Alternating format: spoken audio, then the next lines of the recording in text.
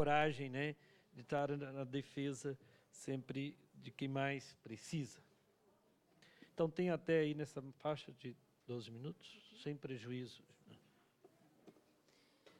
Bom dia a todos e a todas aqui presentes. Um bom dia especial a essas lideranças guerreiras das comunidades tradicionais, pesqueiras, vazanteiras, geraizeiras e outras mais do nosso sertão mineiro. Bom dia. Então, nós gostaríamos de compartilhar, na perspectiva de encontrar encaminhamentos e saídas, a questão das comunidades tradicionais pesqueiras e vazanteiras, quilombolas também, ali da Barranca do São Francisco. Depois as outras falas irão trazer a dimensão mais abrangente dos conflitos que acontecem no norte de Minas. As comunidades, elas estão em situação de violência e conflito na Barranca do Rio, mas está inserida em um cenário de acirramento, de violência do latifúndio contra qualquer tipo de luta por terra e território no nosso norte mineiro. O latifúndio, nesses últimos tempos, vem retomando e reforçando o seu avanço sobre os povos e comunidades tradicionais ribeirinhas do São Francisco. As terras estão localizadas em área de Lemel, nessas áreas de conflito dessas comunidades, que é a linha média das enchentes ordinárias, e que está sob responsabilidade, tem responsabilidade por lei, o Ministério do Planejamento, através da SPU, a Secretaria do Patrimônio da União, ou Superintendência do Patrimônio da União no Estado.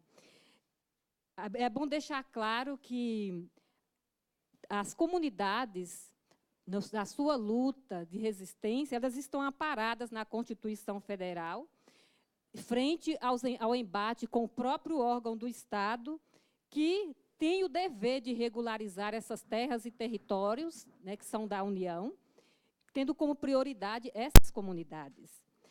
As comunidades, elas vêm sofrendo um acirramento de conflito desde a época da Sudene, né, 1959, quando incorporou o norte de Minas, com um modelo de desenvolvimento que não levou em consideração a questão, a condição pastoril dessas regiões, né, e acumulando cada vez mais as terras, concentrando as terras, inclusive as terras da União, as terras das margens do São Francisco, invisibilizando as diversas identidades tradicionais, as indígenas, pescadoras, quilombolas, vazanteiras, as geraizeiras.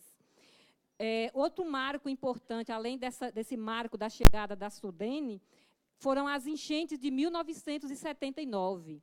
É comum a gente escutar nas narrações das comunidades que estão em conflitos nesse momento, que na enchente de 1979, essas famílias, ao se retirarem para o alto, ao retornarem para a Barranca do Rio, para os seus lugares, foram barradas pelos fazendeiros naquela época. Muitas comunidades, daí para cá, passaram a conviver na sua resistência dentro dos territórios, no embate com os fazendeiros dentro dos seus territórios, com seus bois, né, com suas vacas, com seus empreendimentos, com seus vaqueiros, né, e muitas delas passaram a viver sobre ameaças dentro do seu próprio território, e muitas delas nunca mais voltaram, né.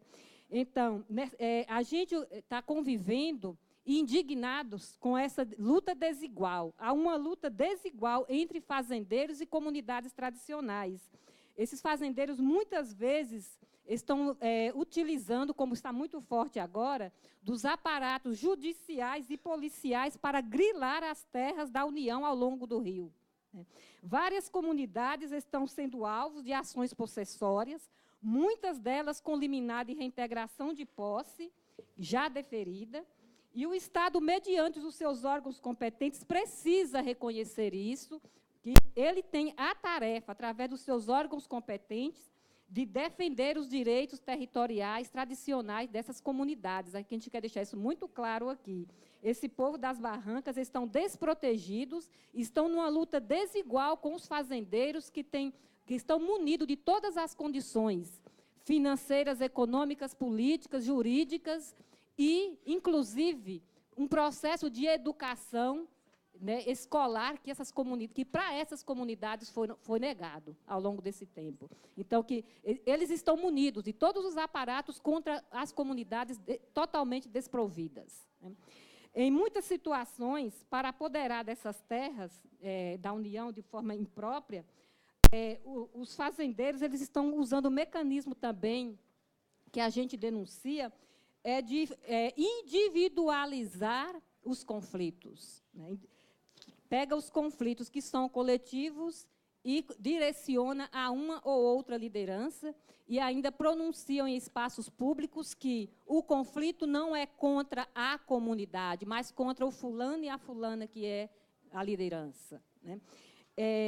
A exemplo disso, nós temos também outros casos dessa tentativa de individualizar, invisibilizar. Em Pedras de Maria da Cruz, em 17 de maio do ano passado, um fazendeiro ali vizinho chegou com um grupo de policiais com a ordem de despejo em mão, sem nunca ter notificado sequer a comunidade, e demoliu a casa de um morador dentro do quilombo, deixando a mulher grávida com 6 criancinhas ao relento e levou preso o dono da casa, que ficou 6 dias preso na cadeia de Januária, só foi libertado depois de muita mobilização que a gente juntou e fez, né? Outros casos que a gente tem dessa tentativa de invisibilizar, individualizar os casos, é o município de Ibiaí. Ibiaí, Cachoeira do Manteiga, que é o distrito de Buritizeiro, naquela região ali, Ponto Chique. Ali tem um foco muito grande dessa estratégia. Em 2010, o pescador Carlos da Conceição, ele teve a sua moradia, seu quintal produtivo, toda a sua moradia demolida pelo próprio fazendeiro, que com seu próprio trator foi lá, demoliu tudo e deixou a família ao relento. Hoje esse senhor está lá, sem conseguir aposentar, ele e a esposa com doença de Chagas, perambulando nas periferias, que dá com a imagem desfigurada, vocês veem a situação do homem, né? E ainda, ao demolir tudo, carregou todos os petrechos de pesca para a sede da fazenda e nunca devolveu. Então, ele mesmo fez o papel de polícia e tudo isso é denunciado e nunca dá em nada, né? Tem também, o ano passado, aliás, 2016, o outro fazendeiro vizinho fez a mesma coisa com o Geraldo, pescador, que a gente não quer dar detalhes para resguardar as vítimas. Aconteceu o caso igual, né? O fazendeiro foi lá com seus capangas, derrubou, expulsou e proibiu a família de voltar. Na barranca do rio, não dá 5 metros para cair dentro d'água. Isso para não ter dúvida de que é área pública, terra pública da União, né? Anterior a esses 2 fatos em Ibiaí, a colônia de pescadores tinha comunicado para a gente, informado para a gente do Conselho Pastoral de Pescadores, que um grupo de famílias teve sua vazante, suas hortaliças envenenadas por um fazendeiro, como forma de expulsar e conseguiu expulsar as comunidades, né, que ali sobreviviam. Então, assim, para a gente ter ideia do que está acontecendo. Na Barra do Pacuí, que é município de Ibiaí, e na Barra do Guaicuí, na Foz do Velhas, ali no encontro do São Francisco, as famílias não conseguem mais chegar no que ainda lhe restam de ilha, porque todas as beiras-rio, todos os portos estão privatizados de forma desordenadas e indevidas. O conflito não estoura ainda, porque eles conseguem manter essas famílias com medo, mantém pelo medo. As famílias não conseguem, porque têm medo, estão ameaçadas, tem caso de tiroteio, de pescador com bala na perna por causa desses conflitos. E a comunidade está tão acuada que ela não reage, mas vive numa situação que briga-se para encostar o barco na chegada e na saída para as atividades, né? Ao longo desse tempo, nessa conjuntura toda, a gente tem feito muito diálogo, muita tentativa, junto à SPU, tanto no Estado, como ultimamente aqui em Brasília, sobre essas situações. A gente conseguiu que se desse início a uma reflexão, a uma decisão de fazer a demarcação das terras públicas da União ao longo do São Francisco, como forma da gente resolver esses conflitos para demarcar os territórios tradicionais. Os fazendeiros, ao saber disso, cancelaram todas as audiências. Isso é inadmissível, que os latifundiários da região estão mandando no governo, tanto local, quanto estadual, como federal. E isso não é de hoje. Eles conseguiram, por própria conta, barrar o órgão competente do Estado de realizar as audiências, que era um passo inicial para discutir com a sociedade esses procedimentos. Travou todas as prefeituras, todas as câmaras municipais e todos os locais, inclusive escolas, onde poderiam sediar essas audiências. E a SPU se submeteu a tudo isso e ainda divulgou para nós, né, em público, os motivos pelos quais não conseguiram fazer as audiências. E os fazendeiros estão com tamanho fôlego nisso tudo, que eles divulgam comentários parabenizando os presidentes de sindicatos de fazendeiros por essas façanhas, que diz que isso sim, que nesses presidentes vale a pena investir, né? E nos preocupa essa atitude da SPU frente a essa conjuntura, de ceder aos ruralistas sempre nesses conflitos, porque isso se acontece também nos processos judiciais, que quando vem os processos de despejo das comunidades, a gente tem muita dificuldade, na maioria das vezes não conseguem que a AGU, que a SPU se pronuncie, se chame o processo para si como interessada nesses territórios, em defesa das comunidades, no que lhe compete na parte competente, que é legal, né? Então, dessa forma, essa atitude nos preocupa, porque está fortalecendo o cenário de violência. Nós temos o caso da comunidade de Croatá, que depois a Enedina que pode colocar também, que é uma situação que agora, recentemente, a gente teve, graças a muitas articulações. Quero parabenizar a doutora Eliana Torelli, da Sexta Câmara. A sua manifestação foi muito importante. Aqui tem o pessoal da mesa do diálogo também, que esteve junto, né? Está o Tadeu ali, com a mesa de diálogo, com outras forças que a gente teve aqui junto ao deputado Padre João, né? O doutor Afonso é um companheiro defensor também incansável, né, nessas lutas. Então, com toda essa força que a gente tem feito, a gente conseguiu recentemente que uma liminar não fosse cumprida. Mas Croatá tem 2 processos judiciais. O território, de um lado, é um fazendeiro, a maior parte está aí pronto para vir uma bomba que a gente não sabe qual, que tem essa que a gente conseguiu impedir que a liminar fosse cumprida, mas os processos judiciais eles continuam, né?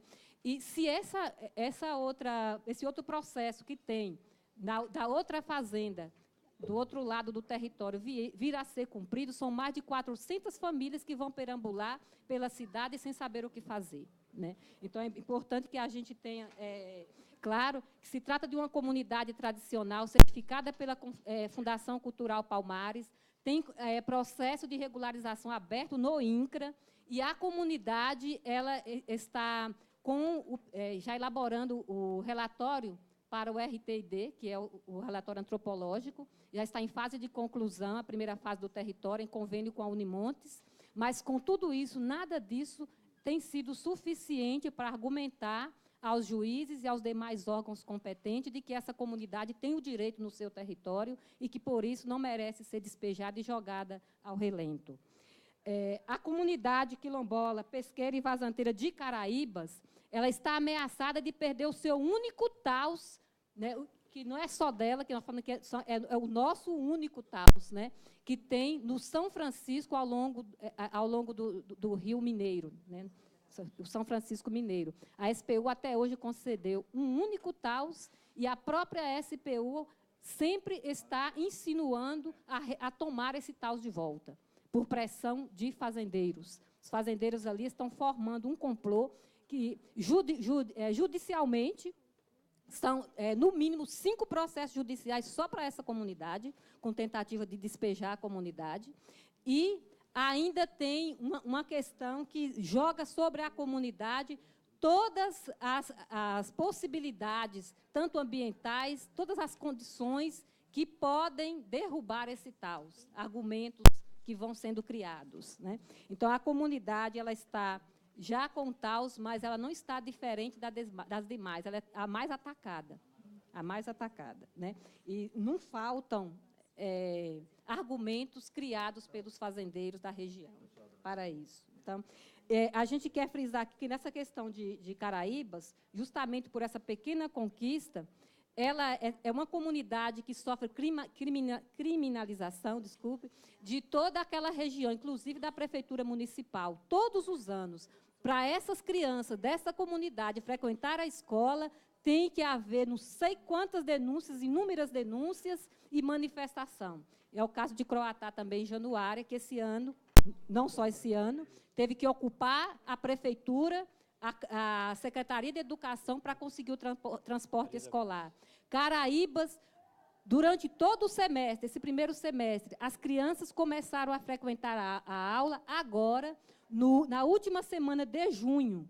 O assistente de saúde, né, serviço de saúde, começou a frequentar dia 29 de junho, e a gente estava para testemunhar esse dia na comunidade, porque a prefeitura ela está também tratando a comunidade de forma a fortalecer, essa é a nossa leitura, porque não encontramos outra explicação, fortalecer o latifúndio e enfraquecer a comunidade, impossibilitando a permanência dela. E ela quase que consegue, porque quase metade das comunidades cedeu à pressão que escutava lá nas secretarias, né, nos diversos órgãos lá, que se as crianças quisessem estudar, que os pais levassem para a cidade, porque se eles quisessem estudar, que estavam lá porque queria, porque não ia para a cidade, né? Então, foi assim, depois de ter feito uma ocupação dentro do Ministério Público, porque já não tinha mais jeito na prefeitura, foi que conseguiu que as crianças retornassem para a escola há uma semana atrás, né? Então, assim, são muitas as pressões, muitas as artimanhas que são feitas, são muitas tramas, né, em prejuízo da comunidade. A comunidade de Canabrava é a mais conhecida, né? Queria trazer esses 3 casos. Isso aqui é a última, e depois, na plenária, espero que o pessoal possa manifestar. Está ali aquele banner, né, ali colocando, que foi a comunidade também, o próprio fazendeiro fez o despejo da comunidade. Com uma liminar suspensa, a polícia chegou e derrubou 3 casas, né, com os quintais e tudo. Com a pressão que chegou antes, dizendo que estava suspensa, inclusive com a presença do antropólogo do Ministério Público Federal, que estava ali para fazer o laudo antropológico da comunidade, a gente conseguiu que suspendesse o despejo. Quando a polícia foi embora, o fazendeiro veio, correu com o resto da família, pôs fogo em tudo, usou de tudo que pôde e fez aquilo que vocês estão vendo ali. Ali em cima era a vida antes, olha a vida como ficou depois. Esse povo está lá perambulando, subindo e descendo, um grupo está a 5 metros da barranca do rio para cair dentro do rio, porque o outro fazendeiro, para onde eles atravessaram o rio, também já correram com eles de lá. E as outras famílias estão lá, uma nas panhas de café lá para Uberlândia, cada um foi se virar como pôde. E os filhos estão para lá, jogados em casa de parentes, né? Gente já morreu. O seu Pedrinho, mais de 90 anos, morreu chorando por esse território, porque não conseguiu ver o seu território. As condições dele de saúde pioraram com todo esse conflito, e ele veio a falecer há uns 2 meses atrás, né? Então, essa é a situação. Só para saber que Canabrava ela está com todo o procedimento pronto aqui na SPU, que já foi negado lá no Estado de Minas, veio aqui para a Secretaria Nacional aqui em Brasília, o procedimento está todo pronto, inclusive todos os técnicos que faz a leitura do relatório, de todos os aparatos técnicos que foram inventando e criando, não tem mais como negar, que está muito bem feito. Mas a SPU se nega a emitir o TAUS da comunidade para garantir a volta da comunidade por pressão dos fazendeiros. Lá no processo administrativo, não só de Canabrava, mas como todos os outros na SPU, dia a dia, hora a hora, a gente está vendo, quando a gente acompanha, que os fazendeiros, estão pressionando e argumentando e contra-argumentando para que esses TAUs não saiam. Aqui tem, na manifestação em Brasília, tem a manifestação da bancada ruralista. Tá? A bancada ruralista está aqui de dentro, em cima, e negando, né, o direito, ajudando a negar, contribuindo para negar esse direito. Então, não tem nenhum motivo para que a comunidade de Canabrava não tenha o seu TAUS. É simplesmente porque há uma pressão do fazendeiro e que estão recebendo um reforço em seu favor dos próprios órgãos do Estado. Meu tempo está acabando, mas já acabei também aqui. Então, diante dessa situação, a gente vem pedir, né, que se faça necessária e que se efetive a presença das autoridades públicas em relação aos conflitos do norte de Minas Gerais e que nenhuma comunidade das Barrancas do São Francisco venha a ser despejada, até que haja demarcação desses territórios, dessas comunidades. Tá? Então, que a gente peça que nos encaminhamentos, que a gente faça uma força-tarefa no sentido de que a gente não assista mais nenhum despejo das comunidades das Barrancas até que haja demarcação por parte da União, até que a União cumpra o papel dela para demarcar esses territórios. Obrigada. Obrigado, irmã Neuza. Eu passo aqui, então, em seguida, a palavra para